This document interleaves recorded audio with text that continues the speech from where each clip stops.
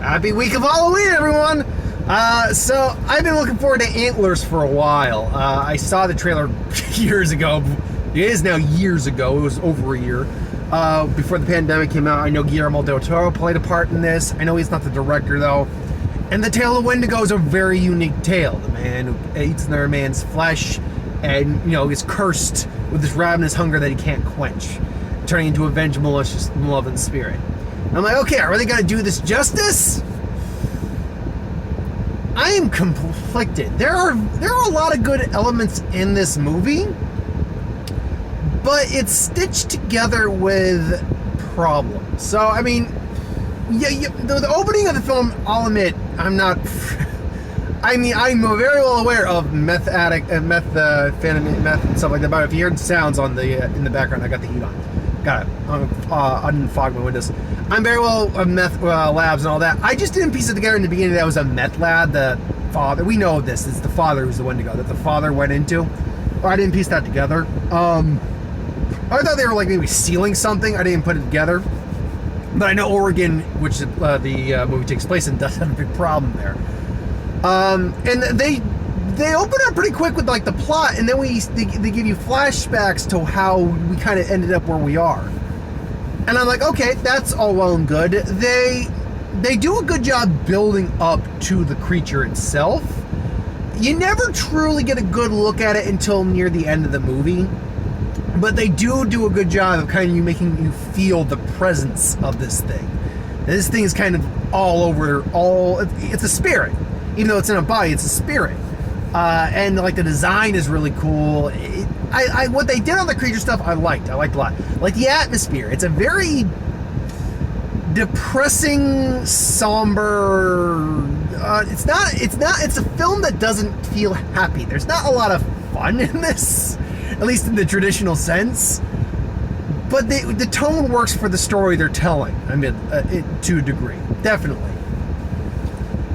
I will also say that, and this will kind of lean into my negatives in a little bit, that the acting is good. It's on point. That for what the actor was asking for them, they did a decent job. And that it's shot extremely well. There are beautiful visuals of Oregon. I love the visuals of Oregon in this. The cinematography is fantastic. However, they do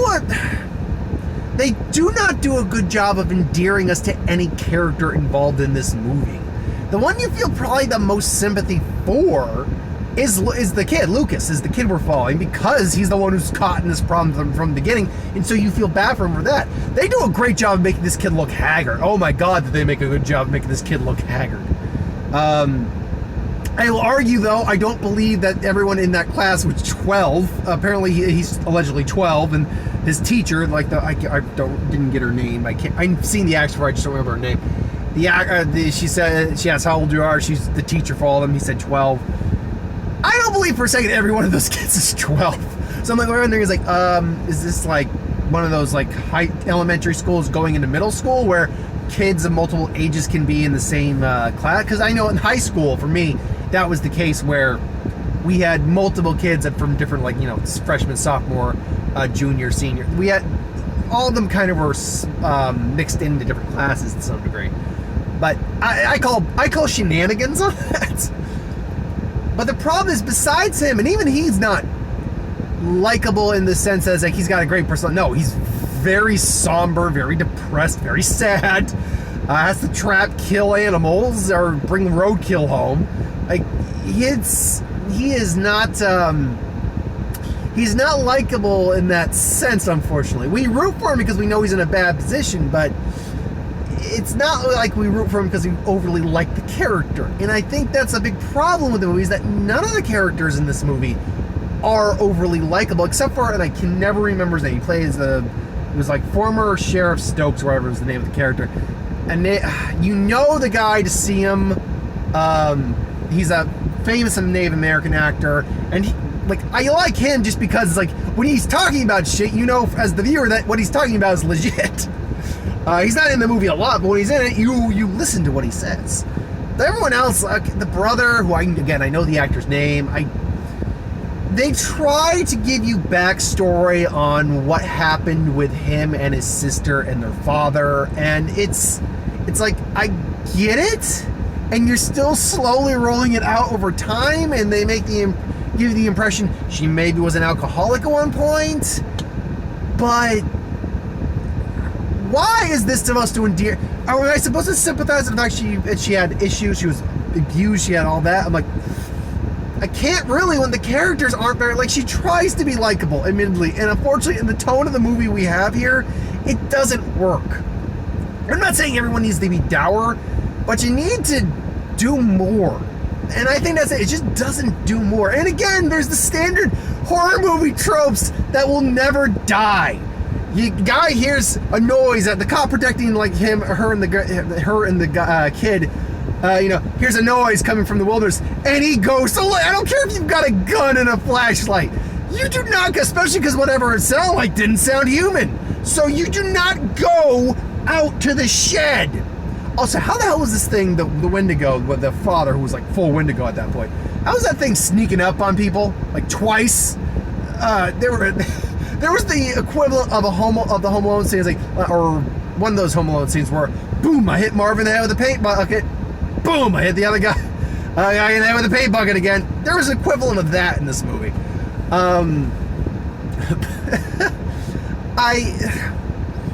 It sucks because this movie had a lot going for it. It had the balls to just kill people straight out on the screen. They did the mimic thing, which is very rare in horror movies nowadays, where they not only had no problem killing a kid, they had no problem with you seeing them kill a kid. So I give them kudos for that. But there's just those moments where I'm like, oh, okay, this person's going to go talk to the father, who we know is, possessed and all that. So we know this is not going to end well. And sure enough, it doesn't end well. You got the guy who goes out and says, I hear a sound. You get those standard tropes really, really grind my gears. It really grinds my gears a little bit. I'm like, God almighty. I get it. I do. At the same time, we can evolve past this as a society. I think, yes, we can. So, unfortunately, like I said, because it's the characters who we're following, that does hinder the movie quite a bit for me. Is it a bad movie? God, no, it's not a bad movie. Is it a fantastic favorite movie of the year? No, it's not either. Is it a solid movie? I would say this, yeah, it's solid. It's above average, but unfortunately, I don't do gradings anymore. In theory, if 5 means it's a average, solid, okay movie, and I think it's above average, I'd go like a 6, 6.5. I don't even think I'd go a full 7. At most, I'd go a 7. But that's if I were doing ratings, which I don't do anymore. I don't really have much else to say. I did like it. If you're interested, though, for this Halloween, it's a good little creature feature. Been a while since we honestly had a solid creature feature. Last one I can think of is Underwater, and I really liked Underwater. Didn't do well at the box office, but I liked it. I can't think of the last time we had a creature feature that really went to, like, theaters. I really can't. Unless you want to count, like, 10 Cloverfield Lane or something like that, which really didn't turn into a creature feature until the very end of the movie. Yeah, no, that's all I got for that. Not much in terms of trailers. Like, you got your standard horror fair trailers. You got Scream, Black Phone, I think it's called, with Ethan Hawke. I know there were some other ones that I am blanking on right now. We had the Batman trailer. One that seems it's like 2 decades too late. That just, like, it seems so generic. And even had the movie voiceover guy.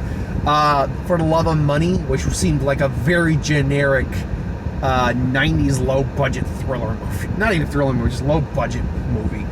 I'm blanking on some of the other ones. I know I got a couple other ones, and I can't remember them for the life of me.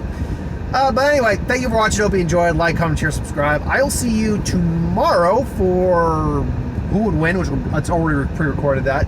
And probably Ron's gone wrong. My girlfriend's gonna be doing her thing tomorrow, so I was requested to see it. I said I probably wasn't going to get to it, but seeing as like I got the time, why not? And then last night in Soho, I'm going to be doing on Saturday because she wants to see that, so we're going to make that kind of like a little date night.